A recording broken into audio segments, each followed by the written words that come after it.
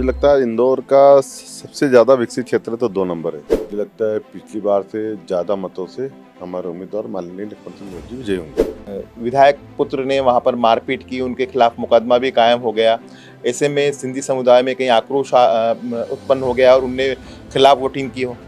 जो झगड़े की बात कर रहे हैं वो एकलव्य गौड़ ने नहीं किया। तो इस बार भारतीय जनता पार्टी के उम्मीदवार महेंद्र हाड़ी जी विजय होंगे और मुझे पूरा विश्वास है कि भारतीय जनता पार्टी इंदौर में पहले से ज़्यादा मतों से जीतेगी। प्रदेश में चुनाव हो चुके हैं, 3 दिसंबर को परिणाम आने वाले हैं। भाजपा और कांग्रेस दोनों दोनों ही पार्टियों के प्रत्याशी इस इंतजार में हैं कि परिणाम क्या होने वाले हैं। इसी विषय पर चर्चा करने के लिए हमारे साथ मौजूद हैं इंदौर के सांसद शंकर लालवानी जी। हम उनसे जानेंगे कि उन्हें जो जिम्मेदारी दी गई थी उसके मुताबिक इंदौर की 9 विधानसभा सीटों में क्या होने वाला है। उनसे सिलसिलेवार बात करेंगे, विधानसभा 1 से लेकर सभी 9 विधानसभाओं को लेकर। पूरा पूरा इंदौर जिला आपकी संसदीय सीट में आता है और 9 सीटें हैं जहां पर विधानसभा चुनाव होने वाले हैं।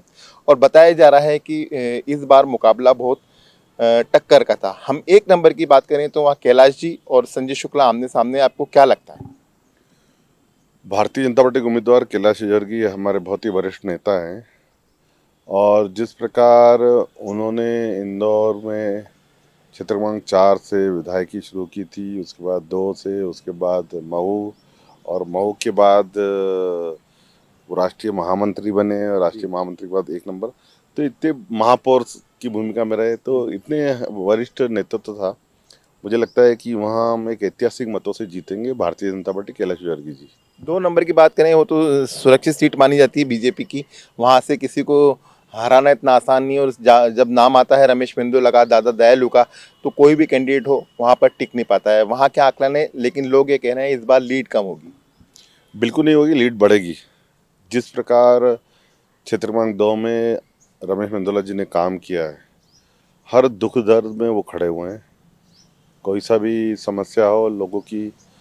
और उन्होंने जिस प्रकार से 2 नंबर क्षेत्र को विकसित किया है, मुझे लगता है इंदौर का सबसे ज़्यादा विकसित क्षेत्र तो 2 नंबर है और निश्चित तौर पे उसके कारण उसका फायदा मिलेगा और लीड बढ़ेगी।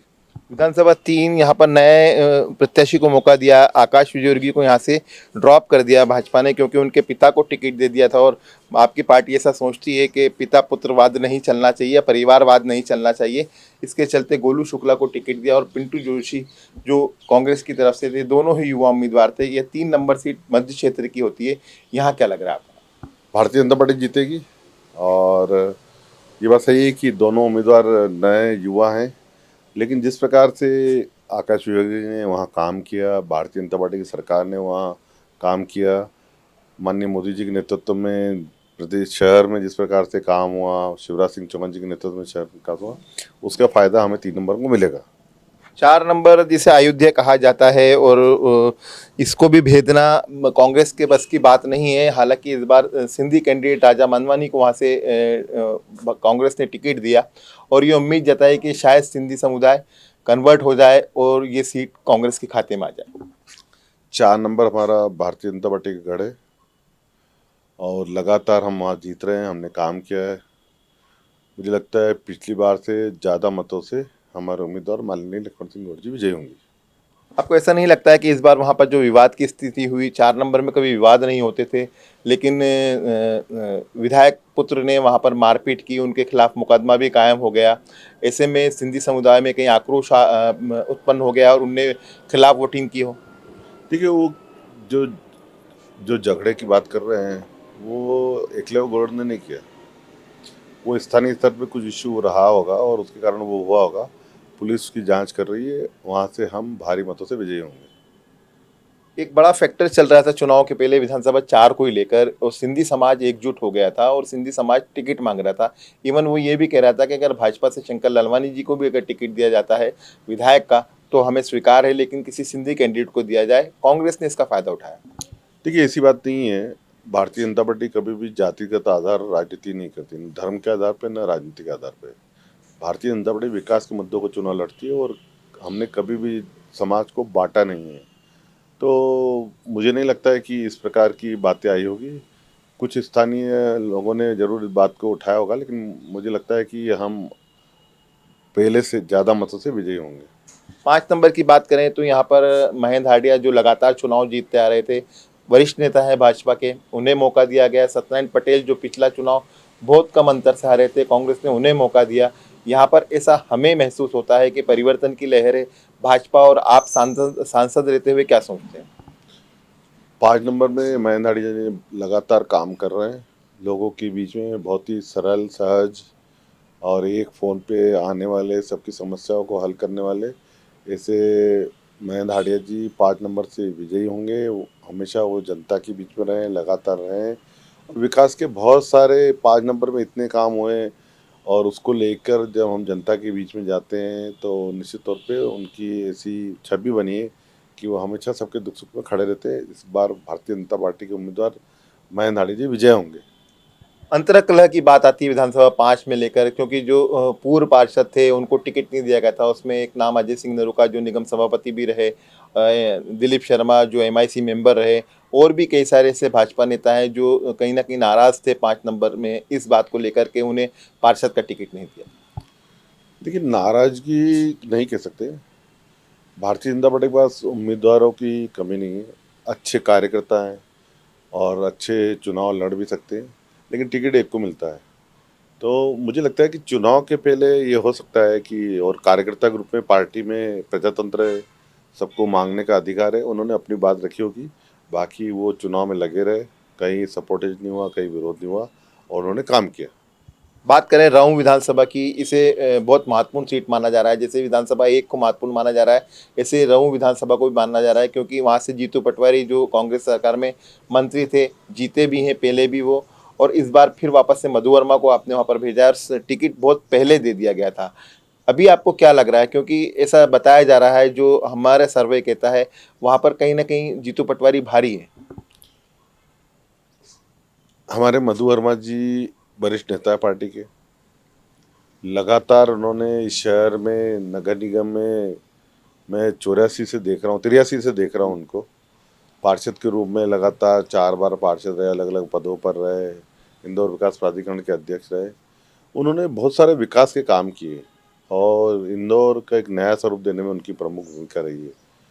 उसको लेकर हम जनता के बीच में गए और मुझे लगता है कि जो कांग्रेस के विधायक है उन्होंने जो उस क्षेत्र में विकास करना चाहिए था वो विकास नहीं कर पाए और हमारे जो वो उम्मीदवार हैं वो लगातार जनता के दुख सुख में भी उम्मीद हारने के बाद भी दुख सुख में वो लोगों के बीच में रहे। तो ये एक मधु वर्मा जी की जो हार्ड वर्किंग है उस क्षेत्र में वो निश्चित तौर पे हमें फ़ायदा पहुंचाएगी और वहाँ से हम जीतेंगे। जयपालपुर की बात करते हैं और सांवेर की बात करते हैं, तो सांवेर में तो आपके पास तुलसी सिलावट हैं जो मंत्री रहे सरकार में, और विशाल पटेल देपालपुर से कांग्रेस के जीते हुए उम्मीदवार हैं। मनोज पटेल को उन्होंने वहां से हराया था। आपको आपको क्या लगता है सांवेर और देपालपुर में?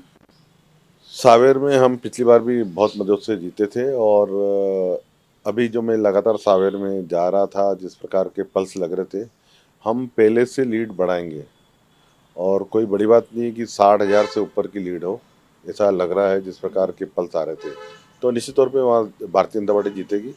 देपालपुर में भी इस बार जिस प्रकार से नीचे स्तर पर भारतीय जनता पार्टी की लाडली बहना, किसानों सम्मान निधि, किसानों की योजना, उस क्षेत्र के विकास के लिए जो काम भारतीय जनता पार्टी में किए हैं, एक सिंपैथी थी भारतीय जनता पार्टी को लेकर कि पिछले बार वहाँ हमारा उम्मीदवार नहीं जीत पाया था, लेकिन अगर हमारा उम्मीदवार होता तो और विकास होता।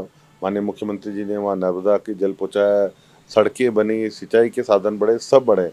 तो लोगों को ये मालूम है कि भारतीय जनता पार्टी विकास कर सकती है और उन्होंने भारतीय जनता पार्टी को वोट दिया और वहाँ से हमारे मनोज पटेल जी विजयी होंगे। महू की बात करें, यहाँ पर त्रिकोणीय मुकाबला हो गया है। बहुत आखिर में महू का टिकट घोषित किया गया था। उषा ठाकुर जो सरकार में मंत्री हैं उन्हें दोबारा मौका दिया, लेकिन यहाँ पर त्रिकोणीय मुकाबला हो गया है। और ये देखने में आया है, हम जब ग्राउंड रिपोर्ट पर जाते हैं तो उषा ठाकुर जी का काफ़ी विरोध था, भाजपा कार्यकर्ता वहाँ पर नाराज था। ऐसे में क्या अंतर सिंह दरबार और उन दोनों के बीच ही मुकाबला रह जाता है, रामकिशोर शुक्ला के बीच? नहीं, देखो मुझे लगता है ये दोनों दूसरे और तीसरे नंबर पे आएंगे। इनकी लड़ाई दूसरे नंबर पे कौन आए, पहले नंबर पे उषा ठाकुर जी आएंगी और जिस प्रकार उन्होंने काम किया। देखिए, विकास निरंतर प्रक्रिया है। हो सकता है किसी क्षेत्र में कुछ इश्यू को लेकर, कुछ विषय को लेकर कुछ काम बाकी हों, तो उषा जी ने बहुत सारे काम किए, ग्राउंड लेवल पे काम किए, हार्ड वर्किंग है उनकी और प्रदेश की कद्दावर नेता है। तो मुझे लगता है कि वहाँ से पहले से ज़्यादा मतों से उषा ठाकुर जी जीतेंगी और त्रिकोणीय जो संघर्ष हुआ है उसमें भारतीय जनता पार्टी को ज़्यादा फायदा होगा। ये आपने सभी 9 विधानसभा को लेकर बताया कि तो इस हिसाब से कि क्या सभी 9 विधानसभा भाजपा जीतेगी? बिल्कुल सभी 9 विधानसभा भाजपा जीतेगी, बिल्कुल जीतेगी। इस बार अंडर करंट जो था खास करके लाडली बहना को लेकर, उसको लेकर भारतीय जनता पार्टी 9 विधानसभाओं में जीतेगी। 3 नंबर ये 3 दिसंबर को परिणाम आ जाएंगे, उसके बाद तय हो जाएगा कि मध्य प्रदेश में सरकार किसकी बनने वाली, लेकिन साथ ही शुरू हो जाएंगी सांसद मतलब लोकसभा की तैयारियां। तो आपको क्या लगता है इस बार फिर वापस से पार्टी आपको मौका देने वाली लोकसभा टिकट से? देखिए, मैं पार्टी का एक कार्यकर्ता हूँ और जब भी पार्टी ने जो जिम्मेदारी दी है, काम दिए, वो किया है। आगे भी जो पार्टी जिम्मेदारी देगी, काम देगी, मैं करूँगा।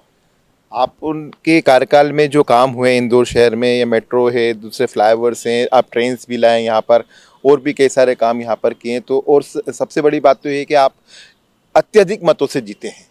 तो क्या पार्टी का रुझान इस तरफ जाएगा?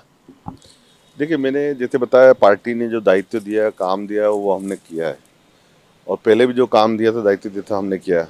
आने वाले समय में पार्टी जो काम देगी, दायित्व दे किया है और इस करेंगे। और जो इस 5 वर्ष जो पूरे होने जाने हैं, 4.5 वर्ष पूरे हो गए, उसमें हमने इंदौर को विकास को लेकर बहुत सारी योजनाएं लाई। आज इंदौर में कनेक्टिविटी हो, इंफ्रास्ट्रक्चर हो, हेल्थ हो, एजुकेशन हो, इंडस्ट्री हो, आईटी हो, स्टार्टअप हो, हर क्षेत्र में हमने काम किया है और इंदौर तेज़ी से आगे बढ़ता हुआ शहर है।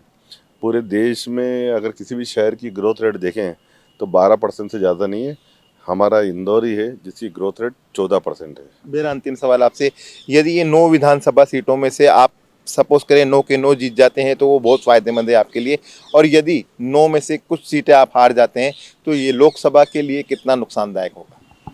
हम आकलन करेंगे कि कहाँ हमारी कमी पेशी रही और उसको आगे बढ़ेंगे। लेकिन जिस प्रकार से मोदी जी के नेतृत्व में लगातार काम हुए हैं और मुझे पूरा विश्वास है कि भारतीय जनता पार्टी इंदौर में पहले से ज़्यादा मतों से जीतेगी। बहुत धन्यवाद। हमसे बात कर रहे थे सांसद शंकर ललवानी जी, जिन्होंने बताया कि इंदौर की सभी 9 विधानसभा सीटों पर भाजपा जीतती हुई नजर आ रही है। लोकसभा चुनाव आने से पहले सारी तैयारियां की जा रही हैं। पार्टी जो तय करेगी टिकट उसी को मिलेगा, वे एक छोटे से कार्यकर्ता हैं। निश्चित रूप से 3 दिसंबर को तय हो जाएगा कि इंदौर की 9 विधानसभा सीटों में से भाजपा अपनी झोली में कितनी डाल पाती है और कांग्रेस उससे कितनी छीन पाती है। कैमरा पर्सन विशाल के साथ अरशद खान, मृदुभाषी, इंदौर।